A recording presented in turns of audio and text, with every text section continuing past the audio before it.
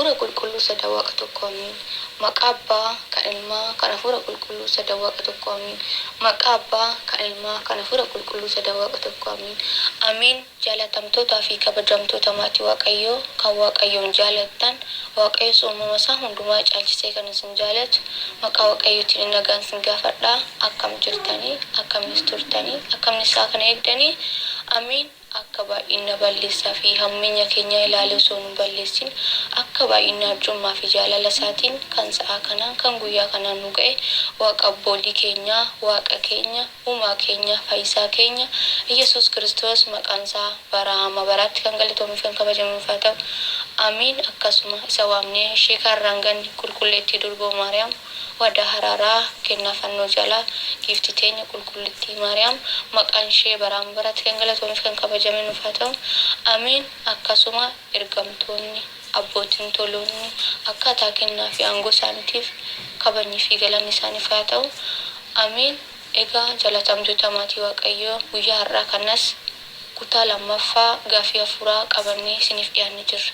Kutaa lammaffaa gaafii hafuuraa kanas qabannee kan isiniif dhiyaanne akkuma dura barame ana obboleettii teessan Asteer Walatta Maariyaamii fi obboleettii Teekoo Mattaasabiyaa Oleta Takla Hayimaanoot taanee guyyaa har'aa kanas kutaa lammaffaa gaafii hafuuraa qabannee isiniif dhiyaannee jirra. Hanga dhuma qophii keenyatti akka nu waliin turtan maqaa Waaqayyootiin kabajaa fi jaalalaan isin gaafan. Egaa kallattumaaniin gara gaafii kootti darbaa. Obboleettii koo Oleta Takla Hayimaanoot, egaa kutaa lammaffaa har'as gaafii qabadhee siif dhiyaadheen jira. Gaafiin qabadhee siif dhiyaadhee kutaa lammaffaa gaafiin inni dura amantaan meeqatu jira? Amantaan meeqatu jira isa jedhudha. Obboleettii koo gaafii koo naaf yaalii. Waaqa isaa gargaara.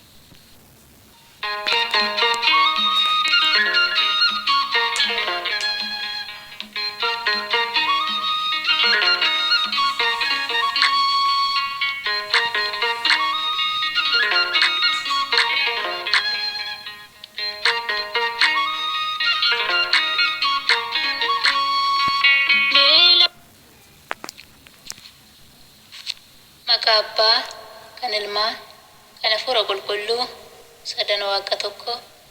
Ameen. Kabajamtoota fi jaalatamtoota maatii Waaqayyoo kan Waaqayyo jaalattan, Waaqayyos caalchisee kan isin jaalatu, ijoollee haadha teenya qulqulleettii dubaroo Maaramee, maatii qulqulloota fi ergamtoota akkasumas wareegamtoota maqaa Waaqayyootiin nagaan isin gaafadhaa. Akkam jirtu, akkamittis guyyaa kanaaf sa'aatii kana geessanii. Ameen. Waaqayyo gooftaan keenya akka badii balleessa keenya utuu nutti hin lakkaa'in akka qulqullummaa isaatti nu eegee nu tiksee umurii irratti umurii dabalee guyyaa kanaaf sa'aatii kanaan kan nu geef waaqa qulqulloota abbootii keenyatiif galannii fi ulfinni haa ta'u. Ameen. Egaa akkuma obboleettiin keenya Walatta Maariyaam nuuf ibsitetti guyyaa har'aa gaafiif deebii hafuuraa kutaa lammaffaa qabannee isiniif dhiyaannee jirra. Obboleettii koo Waaqayyo gooftaan sagalee jireenyaa bara baraan si haa dhageessisu jecha. Egaa anis kallattumaan gara deebii gaafii obboleettii kootii kanatti hin jira. Hundi keenya namoonni YouTube kanaaf haaraa taatan subscribe gochuudhaan nu hordofaa isiniin jenna. Guyyaa guyyaan kan daddarbuudha. Hundi keessan iddoo jirtanitti Waaqayyo isinii waliin haa ta'u. Kallattumaan gara deebii gaafii obboleettii kootii. Egaa gaafiin obboleettiin koo na gaafatte amantaan meeqatu jira kan jedhudha. Amantaan kan jiru tokkodha. Amantaa jechuun daandii namootaa fi Waaqayyo ittiin wal qunnamanidha. Qulqulluu Daawitis faarsaa isaa irratti akkuma ibse Waaqayyo kaleessas har'as borus kan hin jijjiiramnedha jechuudhaan faarsaa boqonnaa 101 lakkoofsa 27 irratti nuuf caqasameera. Kanaaf amantaan sirriin Waaqayyo hin jijjiiramne kana ittiin waaqeffannu tokko qofaadha jechuudha. Amantaan tokko qofaa jechuudha. Kitaabni qulqulluunis amantaan tokko qofaa akka ta'e argisiisa. Raajichi Ermiyaasis Waaqayyo akkas jedhaa jedha. Daandiirra dhaabbadhaa. Jalqabeeffadhaa. Daandiitti ishee duraas gaafadhaa. Daandiirra dhaabbadhaa. qalbeeffadhaa daandii ishee duraas gaafadhaa jechuun macaafa Ermiyaas boqonnaa 6 lakkoofsa 16 jechuun akkuma nu gorse daandiin mootummaa waaqayyootiin nama geessu kan daandii ishee dura yookiin jalqabaan malee daandiiwwan haarawaa booda dhufan akka hin taane nu hubachiiseera jechuudha. Qulqulluu Phaawulosis daandiin jalqabaa kan amantaa jalqabaa jechuu hiikeera. Daandiin jalqabaa kan amantaa jalqabaa jechuun hiikeera. Macaafa Ibrootaa boqonnaa 3 lakkoofsa 14 irratti ni hubanna. Haaluma wal fakkaatuun qulqulluu Phaawulos gooftaan tokko, amantaan tokko, cuuphanis tokko jechuun macaafa gara namoota Efesoon boqonnaa 4 lakkoofsa 6 irratti nuuf caqasameera. Jechuun amantaan tokkoo fi tokko qofa ta'uusaa ibseera jechuudha. Gooftaan tokko, amantaan tokko, cuuphanis tokko. Gara namoota Efesoon boqonnaa 4 lakkoofsa 6 irratti jechuun amantaan tokkoo fi tokko qofa ta'uu ibseera jechuudha. Obboleessa Yaaqoob kan ta'e Yihuudaanis ergaa isaa lakkoofsa 3 dirqama irratti amantaan qulqullootaaf yeroo tokko kennameef akka qabsooftan isin gorse isinis barreessuuf dirqama ni ta'a jechuun amantaan tokko ta'uu ibsee tokko ta'uu qofa osoo hin taane amantaan tokkittiin kun kan yeroo tokkoof qulqullootaaf kennamte akka ta'e nu hubachiiseera jechuudha. Abeel obboleessa isaa Qaayil irraa kan adda bahe amantaan kanaan. Macaafa Ibrootaa boqonnaa 11 lakkoofsa 4 irratti sirriitti ni hubanna. Henook du'aa osoo hin argin Waaqayyo kan isa fudhate amantaa kanaan. Henook du'aa osoo hin argin Waaqayyo kan isa fudhate amantaa kanaan. Macaafa Ibrootaa boqonnaa 11 lakkoofsa 5 irratti ni hubanna. Amantaan kun amantaa abdii Abrahaamitiin raawwateedha. Amantaan kun amantaa abdiin Abrahaamitiin raawwateedha. Abbaan keenya Abrahaam yeroo inni fi haati manaa isaa Saaraan dulloomanitti sanyii kee akka urjii samiirra baay'isa jedhee yeroo Waaqayyo waada seeneef shakkii tokko malee fudhateedha. Macaafa uumamaa boqonnaa 15 lakkoofsa 5 hanga 6 sirriitti ni hubanna jechuudha. Amantaan isaa kunis dhugaa ta'ee fudhatameef jechuun qulqulluu Phaawulosis ragaa baheefira. Macaafa Roomee boqonnaa 4 lakkoofsa 16 hanga 21 sirriitti ni hubanna jechuudha. Amantaan isaa kunis dhugaa ta'ee fudhatameef jechuun qulqulluu Phaawulos ragaa baheefi. Macaafa Roomee boqonnaa 4 lakkoofsa 16 hanga 21 ni hubanna. Abrahaam lafa irra jirtu kanarraa bahi gara ani si gaggeessu deemi yeroo jedhamee ajajamus eessa akka deemu osoo hin beekin ajaja Waaqayyo fudhachuun kan deeme amantaa duraanii kanaan. Macaafa uumamaa boqonnaa 12 lakkoofsa 1 irra akkasumas macaafa Ibrootaa boqonnaa 11 lakkoofsa 8 irratti sirriitti ni hubanna jechuudha. Abrahaam mucaa isaa yeroo dulloomina argate aarsaa godhee kan Waaqayyoof dhiyeesse amantaa kanaan. Abrahaam mucaa isaa yeroo dulloominaan argate aarsaa godhee kan Waaqayyoof dhiyeesse amantaa kanaan. Macaafa uumamaa boqonnaa 22 lakkoofsa 2 irratti ni hubanna. Amantaan kun amantaa Noohi doonii fayyinaa hojjetee ittiin fayyedha. Amantaan kun amantaa Noohi doonii fayyinaa hojjetee ittiin fayyeda. Macaafa Ibrootaa boqonnaa 11 lakkoofsa 7 irratti ni hubanna jechuudha.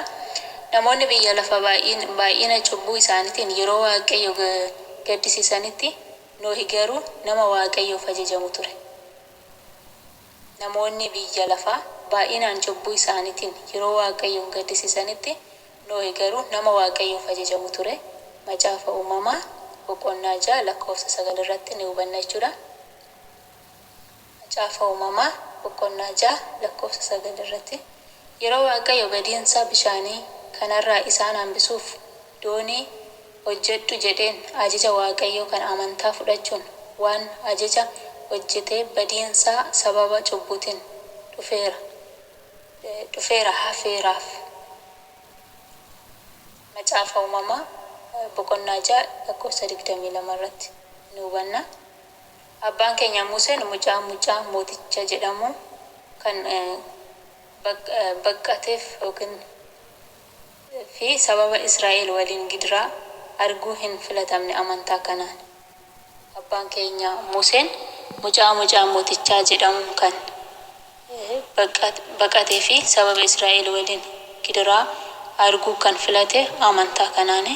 Macaafa Ibrootaa boqonnaa 11 lakkoofsa 22-27 asirratti ni hubanna jechuudha. Amantaan kun amantaa qulqulloonni kakuu moofaa fi kakuu haaraa keessatti jireenya fi gocha isaaniitiin argisiisanidha. Amantaan kun amantaa qulqulloonni kakuu moofaa fi kakuu haaraa jireenya gocha isaaniitiin agarsiisanidha. Abbaan keenya Museen galaana kan hiree dhagaarras bishaan kan burqisiise amantaa kanaani. Raajichi Eeliyaasis dhugaadhaaf jecha mooticha Akiyaabii fi mooticha Elizaabeeliin kan mormee fi gidiraa arge amantaa kanaani. Tokkoffaa Moototaa boqonnaa 18 lakkoofsa 18 irratti ni hubanna. Eeliyaas waggaa 3 fi ji'a 6 booda akka hin roobne kan dhorke boodas kadhannaa isaatiin kan bokkaan roobsise amantaa kanaan. Eeliyaas waggaa 3 fi ji'a 6 bokkaan akka hin roobne kan godhe boodas kadhannaa isaatiin kan bokkaan roobsise amantaa kanaani. Macaafa Yaaqoob boqonnaa 5 lakkoofsa 17-19 irratti ni hubanna. Amantaan kun amantaa Iyyoob madaa isaarraa ittiin fayyadedha. Macaafa Iyyoob boqonnaa 42 lakkoofsa 2 irratti ni hubanna. Amantaan kun amantaa Iyyoob madaa isaa irraa ittiin fayyada. Macaafa Iyyoob boqonnaa 42 lakkoofsa 2 irratti ni hubanna. Raajonni afaan leencaa kan cufan abiddarraa kan hafan diinota isaanii kan injifatan amantaa kanaani jedha. Macaafa Iyyoob macaafa Ibrootaa boqonnaa 11 lakkoofsa 32 irratti ni hubanna. Raajonni afaan leencaa kan cufan abiddarraa kan hafan diinota isaanii kan injifatan amantaa kanaani. Macaafa Ibrootaa boqonnaa 11 lakkoofsa 34 irratti ni hubanna. Qulqulluu Daawit Waaqayyo ifa koo fi qoricha kooti kan na sodaachisu hin jiru. Waaqayyo amantaa jireenya kooti jechuun faarfannaa boqonnaa 26 lakkoofsa 1 irratti jechuun kan faarfate amantaa kanaani. Inni biraa amantaan kunis Gooliyaadin injifateera. Tokkoffaa Saamu'eel boqonnaa 17 lakkoofsa 45-49 sirriitti ni hubanna. Amantaan kun dhalachuu gooftaa keenya Yesuus Kiristoosii fi barnoota inni lafa kana irratti barsiisaa turan caalatti ifaan mul'ate.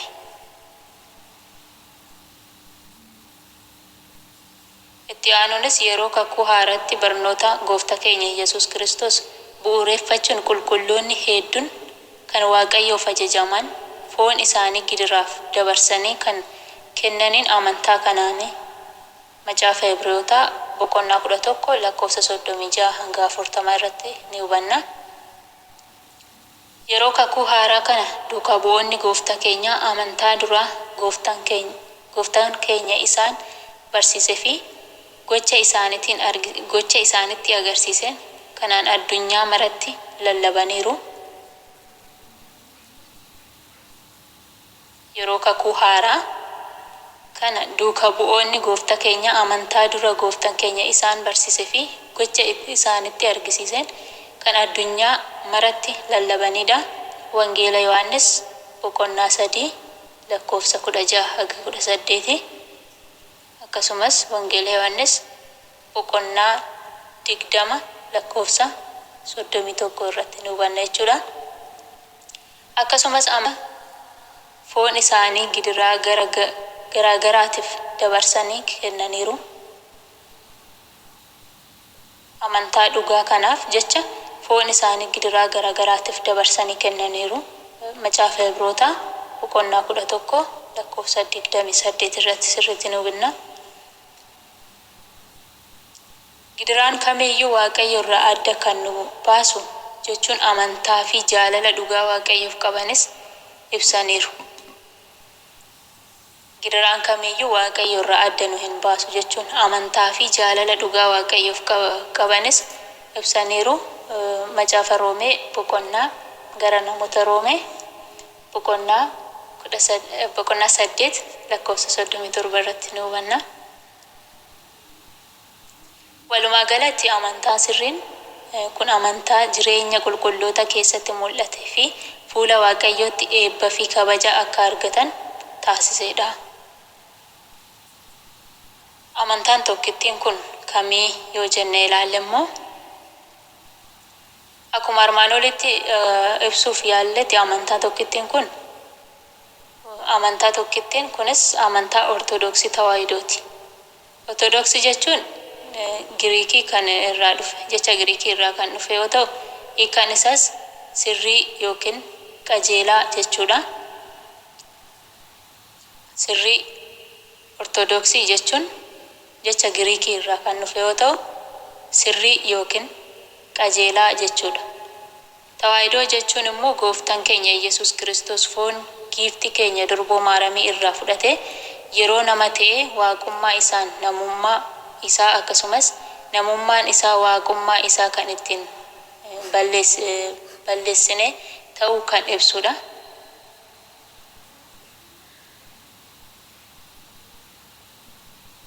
Moggaafama kanaaf sababa kan ta'e shakkitoonni waa'ee Waaqayyoo ilaalchisee barattoota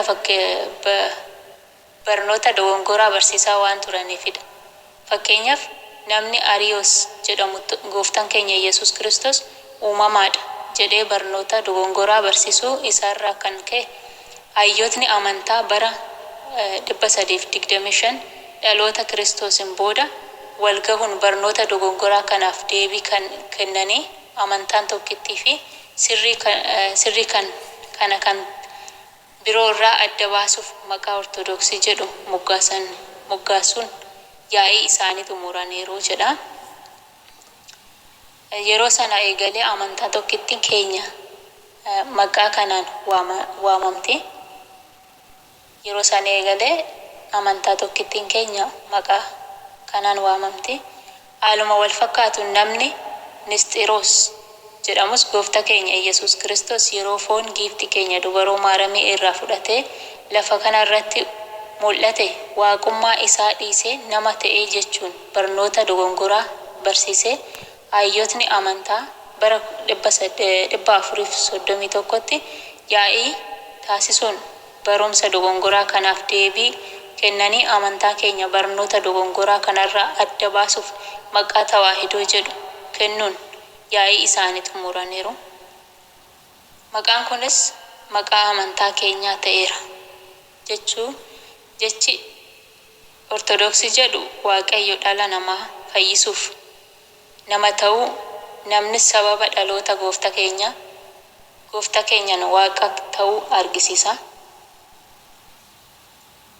Jechi Tawaahidoo jedhu Waaqayyo dhala namaa fayyisuuf nama ta'uu namni sababa dhaloota gooftaa keenyaan Waaqa ta'uu argisiisa jechuudha. Egaa obboleetti koo gaafii kee kana haala kanaan gabaabsasiif ibsuuf yaalin jira. Gaafii biraa qabaattee itti fufuu ni dandeessa. Waaqayyoon waliin haa ta'u.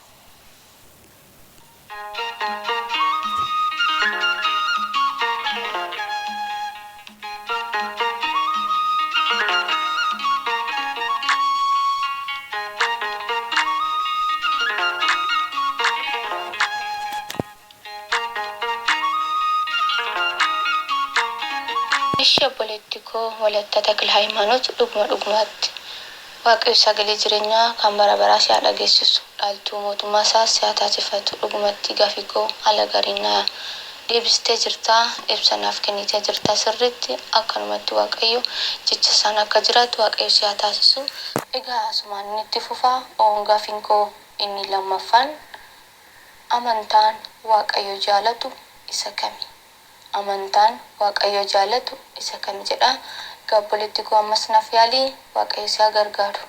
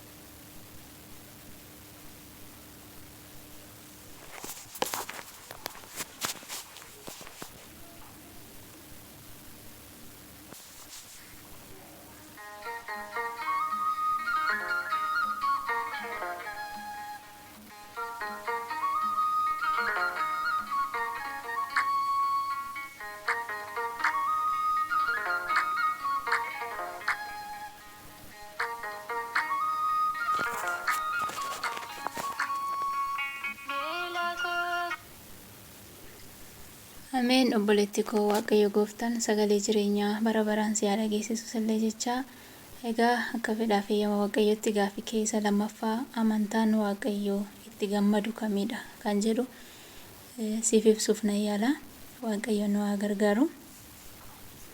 Egaa amantaan waaqayyo itti gammadu akkuma armaan olitti ibsuuf yaaletti amantaan faayidaa foonii fi lubbuu hedduu qaba. haa ta'u malee yeroo ammaa kana amantaan hedduun lafa kanarratti argamu. Kanaaf amantaan nama fayyisuuf gara mootummaa waaqayyootti nama geessu isa kam akka ta'es ilaallee jirra. Haa ta'u malee garuu amantaa kana qabaachuu qofti fayyina bara baraan nuuf argamsiisuu jechuu miti. Amantaan kun hojiidhaan deeggaramuu qaba. Amantaan waaqayyo gammachiisuuf namoonni kanneen fakkeenya nuuf ta'uu danda'an jechuudha. Fakkeenyaaf tokko amantaa sirrii qabaachuu.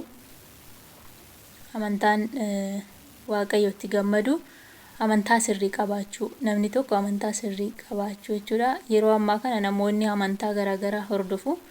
Lakkoofsi amantaas yeroodhaa gara yerootti saffisaa dabalaa jira. haa ta'u malee amantaan daandii fayyinaa gara mootummaa waaqayyootti nama geessudha. Erga jedhamee daandiin fayyinaa kun tokkoo fi tokko qofaadha jechuudha. Kanaaf waaqayyo gammachiisuuf akkasumas mootummaa isaa dhaaluuf amantaa sirrii qabaachuun barbaachisaadha. Kitaabni qulqulluu akkuma nu barsiisutti karaan namootatti sirrii fakkaatu jirti. Haa ta'u malee dhummi ishee du'aadha. Haaluma kanaan daandiiwwan dhummi isaanii du'aa ta'e kanarraa of eeguun daandii yookaan amantaa gara fayyinaatti nama geessu adda baasanii beekuu fi hordofuun barbaachisaadha. Kitaabni qulqulluun akkasumas barnoota hayyoota amantaa irratti hundaa'uun akkuma armaan olitti ibsame amantaa sirriin gara mootummaa waaqayyootti nama geessu kun amantaa ortodoksii tawaahidooti jennee ilaallee jirra jechuudha. Inni lammaffaa amantaan hojii hafuuraa waliin wal qabsiisanii jiraachuudha. Amantaa hojii hafuuraa wajjin wal qabsiisanii jiraachuudha. Amantaa sirrii jiraachuuf fayyinni lubbuuf barbaachisaadha. Haa ta'u malee amantaan koo ortodoksii tawaahidoodha jechuun yookiin ani waaqayyo nan amana jechuun qofti mootummaa waaqayyoo dhaaluuf gahaa miti. Gooftaa keenya Yesuus Kiristoosis fedhii abbaa koo kan samiirraa jiraatu kan raawwatu malee yaa gooftaa kan naan jedhu hundi mootummaa waaqayyoo hin dhaalu jechuun wangeela Maatiyoos boqonnaa 7 lakkoofsa 21 irratti jechuun akka barsiise waaqayyo beekuu fi maqaa isaa waamuun dabalataan hojii hafuuraa hojjechuun barbaachisaa akka ta'e barsiiseera jechuudha. Qulqulluu Yaaqoobis akkuma akka nu barsiisetti hafuurri xuraa'aan akka jiru hin beekna ni amannas jechuun macaafa Yaaqoob boqonnaa 2 lakkoofsa 19 irratti nuuf caqasameera. Kun garuu isaan hin fayyisu jechuunis dubbate. Sababni isaa hafuurri xuraa'aan hojii gaarii waaqayyo gammachiisu waan hin taaneefidha. Hafuurri xuraa'aan hojii gaarii waaqayyo gammachiisu waan hin taaneefidha. Qulqulluu Yaaqoob dabalataan akkuma ibse amantaan mootummaa waaqayyoo nama galchu amantaa lubbuu qabuudha jechuun macaafa Yaaqoob boqonnaa 2 lakkoofsa 17 haga 26 irratti ni hubanna. Amantaan mootummaa waaqayyoo nama galchu amantaa lubbuu qabuudha. Macaafa Yaaqoob boqonnaa 2 lakkoofsa 17 haga 26 irratti ni hubanna. Amantaan lubbuu qabu jechuun amantaan hojiiwwan gaarii yookiin firii hafuura waliin wal qabate jechuudha. Hojiiwwan hafuuraa kunis sooma, sagada, kanneenii fi kan kana fakkaatan. Qulqulluu Yaaqoob akka ibsetti amantaan hojiiwwan hafuuraa kanaan wal qabate jechuun lubbuu foonirraa adda baate jechuudha. Amantaa hojiiwwan hafuuraa kanaan kan hin qabanne jechuun lubbuu foonirraa adda baate jechuudha. Jechuunis gorsa kenne. Foon lubbuu hin qabne du'aa akka ta'e amantaan hojii hafuuraatiin hin deeggaramnes du'aadha. Kitaabni qulqulluun akka argisiisu qulqulloonni hojiiwwan hafuuraa hedduu hojjechuun amantaa isaanii gochaan mul'isaniiru. Fakkeenyaaf duuka bu'oonni gooftaa keenya Yesuus Kiristoos gidiraa hedduun mootummaa waaqayyoo seenutu nurraa eegama jechuun amantaa qabaachuu qofti waaqayyo gammachiisuuf gahaa akka hin taane hubachiisaniiru. Gooftaa keenya Yesuus Kiristoosis namoota nuti ijoollee Abrahaam jechuun of tuula turan yeroo cebba'u ijoollee Abrahaam osoo taatanii hojii Abrahaam hojjettan turtan jechuun wangeelaa Yohaannis boqonnaa 8 lakkoofsa 39 irratti nuuf caqasameera. Hojii hafuuraatiin Abrahaamin yoo fakkaattan malee maqaa isaatiin waamamuun qofti gahaa akka hin taane isaan hubachiisee jira jechuudha. Gooftaa keenya Yesuus Kiristoos murtiif yeroo deebi'ee dhufu gaafii namoota gaafatu amantaa qabaachuu qofa osoo hin taane hojii gaarii hojjechuuf dhiisuu fi akka ta'e kitaabni qulqulluunis ni argisiisa.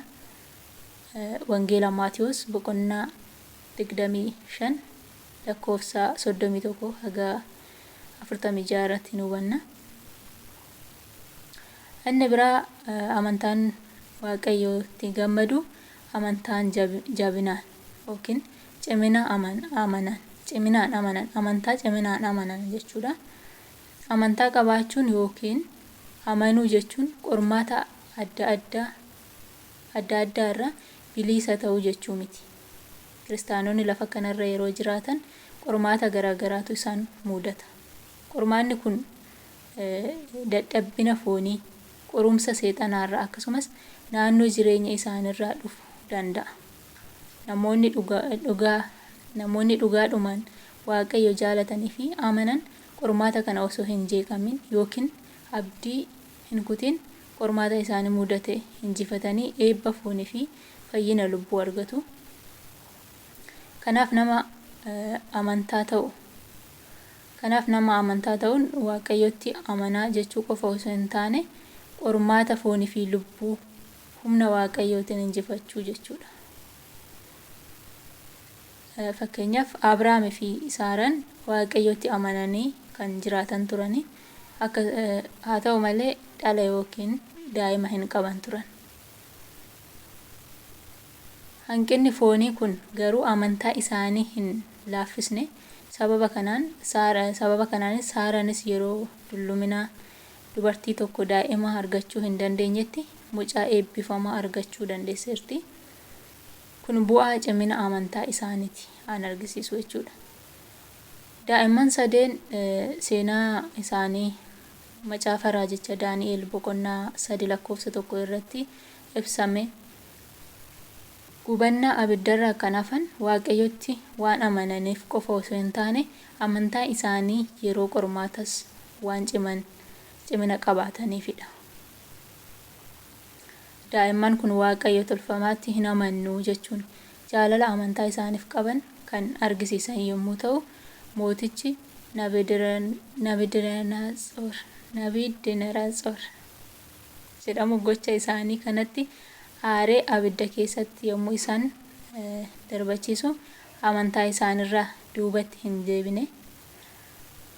Haala nama ajaa'ibsiisuun Waaqayyo nu fayyisuun eeyyama isaa miti yoo ta'e du'a filanna malee waan biraa hin waaqessinu jechuudha. Amantaa isaanitti ciminaan dhaabbataniiru jechuudha. Waaqayyos cimina amantaa isaanii ilaalee ergamaa isaa ergee abidda kanarraa isaan fayyiseera. Kanaaf kiristaanonni Waaqayyotti amanuu qofa osoo hin taane amantaa isaanii yeroo qormaatas cimina qabaachuun eebba Waaqayyoo argachuu danda'u. Qulqulluu Phaawulosis ergaa isaa gara warra Ibrootaa boqonnaa 11:37 irratti akka ibsee qulqulloonni hedduun amantaa sirrii qabaachuu qofa osoo hin taane amantaa isaaniif ciminaan dhaabbachuu qormaata isaanirra gahe obsaan injifachuu faayidaa foonii lafa kanarratti argatan tuffachuun amantaan cimanii dhaabbachuun barbaachisaa akka ta'e fakkeenya ta'aniiru jechuun dubbateera. Kanaaf qulqulluu Yaaqoob boqonnaa 3:14-15 irratti amantaan keenya isheen jalqabaa haga dhumaatti ciminaan yoo eegne hirmaattota kiristaanotaa ta'uu akka dandeenyu hirmaattota Kiristoos ta'uu akka dandeenyu kan nu gorse jechuudha. Amantaan yeroo waan hundi namaaf guute fi yeroo rakkinni hin jirre qofa kan hordofnu osoo hin taane yeroo gidiraas kan ciminaan qabatanidha jechuudha. Amantaan yeroo waan hundi namaaf guute fi yeroo rakkinni hin jirre qofa kan hordofamu osoo hin taane yeroo gidiraas kan ciminaan qabatamu jechuudha. Egaa obboleettii koo amma gaaffii keessa lammaffaa haala kanaan ibsuuf yaaliin jira. Waaqayyo nu haa gargaaru. Gaaffii dabalataa qabaatte gaaffii kee itti fufinsiin jedha. Jabaan Waaqa.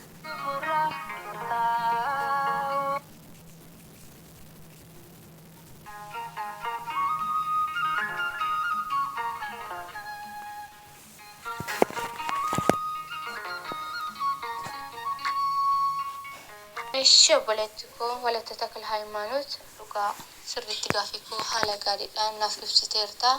Waaqayyo sagalee jireenyaa kan bara baraa si haa dhageessisu, dhaltu mootummaa isaa si haa taasifatu, Waaqayyo si haa eebbisu. Egaa matuma Waaqayyo gaaffii har'aaf qabadhee dhiyaadhes asuma irratti xumura. Hundi keessanuu hanga dhuma qophii keenyatti ilaalaa haga dhuma isaatti.